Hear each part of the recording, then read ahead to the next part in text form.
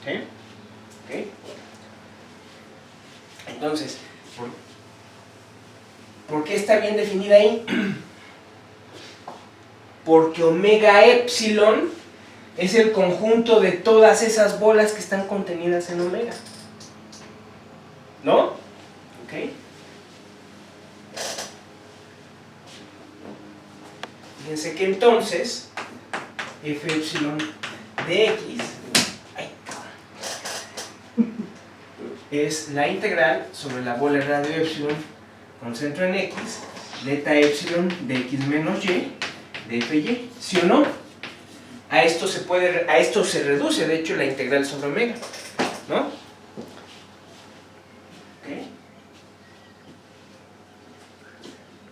¿Sale? Uno podría decir, oye, pero ¿qué tal que te agarras? No necesariamente está definido para todas las epsilon, porque ¿qué tal que te agarras una epsilon enorme y te sales de omega?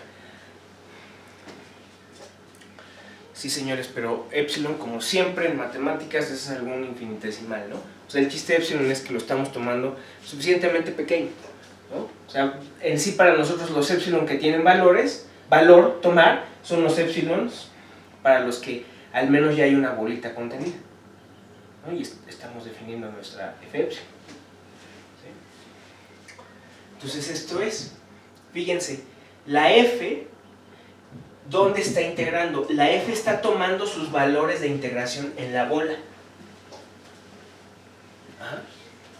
Entonces, ¿por qué es, fíjense, por qué es que no podemos definir el regularizador fuera de omega epsilon? Bien, otra vez, la f está integrándose sobre la bola. Si ustedes dicen, ¿sabes qué? Yo también voy a definir eso que hiciste, esa definición, pero también voy a considerar este conjunto, ¿no? Cualquier bola de radio epsilon con centro en x, pero que está aquí. ¿Cuál es el problema de eso? Que esto ya no tiene sentido, ¿no? Porque a ti te están dando f definida en omega, y esto ya se salió de omega, este pedazo. Entonces, por eso es que hay libros que, no me acuerdo si el Salsa lo hace, no recuerdo, que definen el regularizador como con un procedimiento extra. Primero dicen, vamos a extender la función, no definen el regularizador de f, sino de su extensión. Dicen, a mí me das f en omega, yo le extiendo primero como 0 fuera de omega y ya le extendía todo r. Entonces, ya no se toman con esta, ya no tienen necesidad de definir omega epsilon. ¿Por qué? Porque dicen, pues esta bola también es integrable. ¿Por qué? Porque aquí, fuera de esta bola, la función vale 0.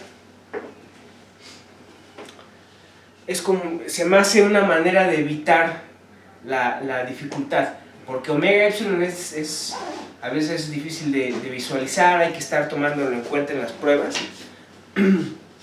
Y yo siento que a fin de cuentas la otra definición, sin omega epsilon, es más complicada, ¿no? Tal vez es más fácil de postularse, pero para trabajarla es más complicada, ¿sí?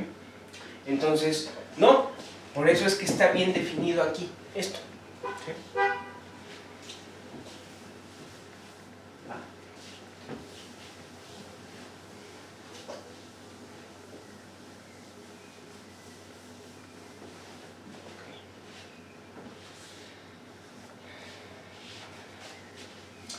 Entonces esto, vamos a ponerle aquí, tiene sentido. Siguiente punto. Notemos lo siguiente. Notemos que f epsilon de x, pues como es una integral sobre una bola, vamos a usar nuestras coordenadas esféricas en Rn, y esto es la integral de 0 a epsilon, de la integral de la frontera de la bola de radio ρ con centro en x, delta epsilon x menos y, f de y. Ajá. Aquí me faltó, ¿no? De S ρ, de S eta, ¿ok? No, de hecho es de S y. de rho. ¿Sí? Es una integral de superficie. Entonces, como siempre, si hacemos el cambio de variable x menos y igual a rho z, ¿qué estamos haciendo? Estamos mandando la frontera de la bola de radio rho con centro en x, en la frontera de la bola unitaria con centro en 0. Y f epsilon de x es la integral de 0 a epsilon de la frontera de la bola de radio 1 con centro en 0 de 1 entre rho a la n de eta de z de f en x menos rho z por el jacobiano rho n menos 1 de ese z de rho. ¿Ok? Y ahora hacemos omega igual a rho z. ¿Okay? Entonces, ¿ahora qué hago? Estoy cambiando ahora la frontera de la bola de radio 1 con centro en 0 en la frontera de la bola de radio rho, ¿ok? Con centro en 0. ¿Sí? Y entonces f epsilon de x ahora es la integral de 0 a epsilon de 1 entre rho n por eta, ahora z es w entre rho, ¿okay? Por f de x menos omega, y ya tenía uno de estos, pero ahora al mandar la bola unitaria en la de radio rho me saca un jacobiano 1 entre rho n menos 1 de ese omega de rho. ¿Sale? Ay, aquí me estoy comiendo una integral, me falta el de 0 a epsilon, mi integral ahora sobre la frontera de la bola de radio rho con centro en 0. ¿Sí? Ahí está. Bueno, pero esto es ¿quién? Fíjense que esto es la integral de 0 a epsilon de la integral de la frontera de la bola de radio rho con centro en 0. ¿Y esto quién es? ¿A poco no es eta de rho, el alisador de Friedrichs, pero en lugar de epsilon con rho? De omega por f en x menos omega de ese omega de rho. ¿Y eso quién es? Regresando a coordenadas cartesianas.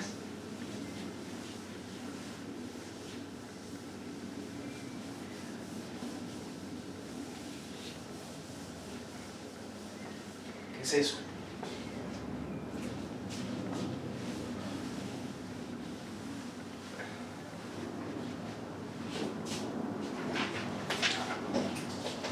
Pues eso es la integral sobre la bola de radio epsilon con centro en 0 de eta epsilon de w f x.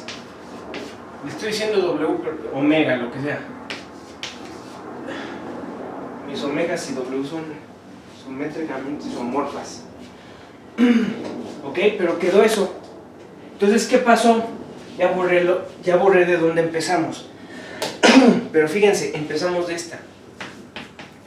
F epsilon de x era la integral de eta epsilon x menos y f de y sobre la bola de radio epsilon con centro en x. Entonces, ¿qué pasó? Ahora probamos que esto mismo es igual a esto. Entonces, esto es la gran diferencia con el concepto de convolución. Esto se comporta igualito que una convolución, salvo este paso.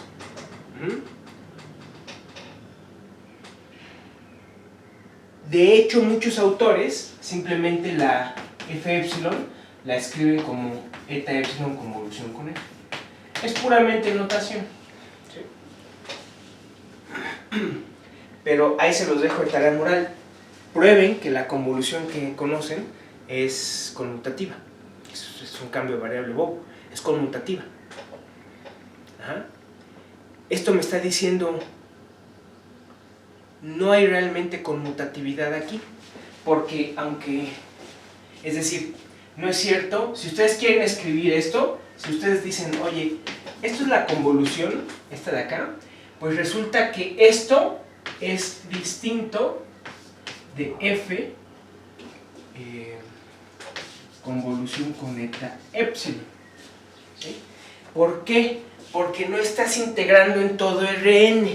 Aquí lo que estás sacrificando es el conjunto. Vean cómo este conjunto, donde estás integrando aquí, es distinto. Es decir, sí, cambié los argumentos. Hubo un cambio de argumentos y fue exactamente lo mismo. Aquí le puse y, pero es lo mismo, se pone en w.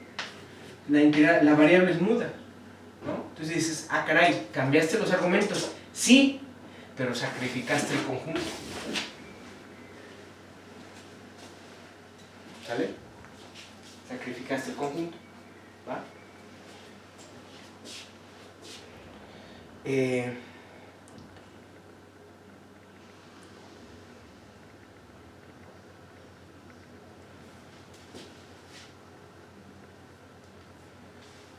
Ok.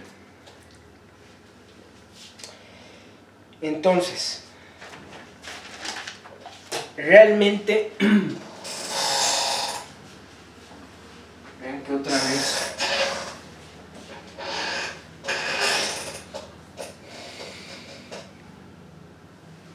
aquí está, estoy integrando sobre bolas radio epsilon con centro en cero. Vean que este es exactamente el soporte de esta, ¿no? ¿Sale? Ok. Bien. ¿Por qué son importantes los regularizadores? Bueno, como cualquier convolución, esto lo estudiaron en cálculo, yo se los voy a probar otra vez, pero lo estudiaron en cálculo. Las convoluciones heredan la regularidad de una de las funciones con las que estás haciendo la convolución, ¿sí? Es decir,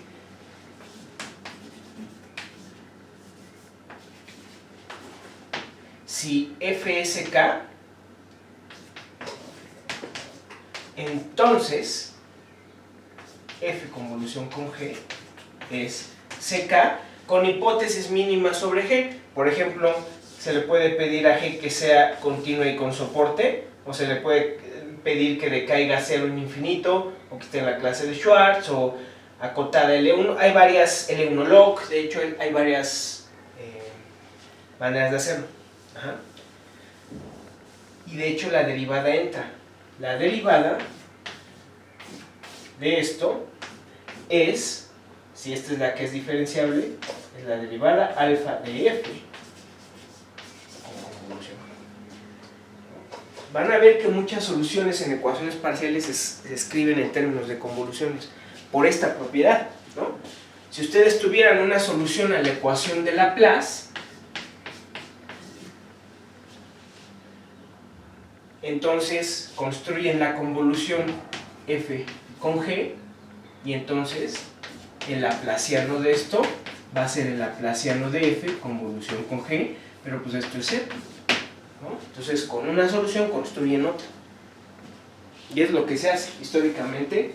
Así le hicieron inicialmente los físicos, ¿no? Tenían una solución. Vean la solución a la ecuación de calor, por ejemplo, el kernel de calor es una solución particular a la ecuación de calor, pero para construir una más general hacen la convolución con otra cosa, y resulta que muchas veces lo que está aquí es el dato inicial, la condición de frontera, la condición de inhomogeneidad o algo.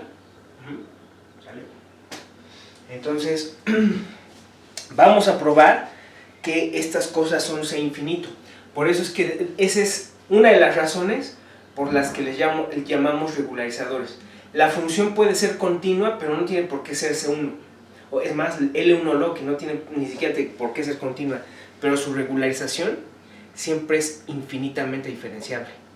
¿Por qué? Porque el alisador de Friedrichs es infinitamente diferenciable. Por eso le llamamos regularizadores. Esa es una razón. La otra es que cuando epsilon tiende a cero, esto converge puntualmente a la función. Ajá. En el siguiente curso, de hecho, pruebo más. Aquí no lo vamos a ver, pero también converge localmente uniformemente sobre compactos contenidos en omega, y también converge en la norma LP-LOC. ¿Vale? Entonces vamos a dejarle aquí por el momento. Gracias.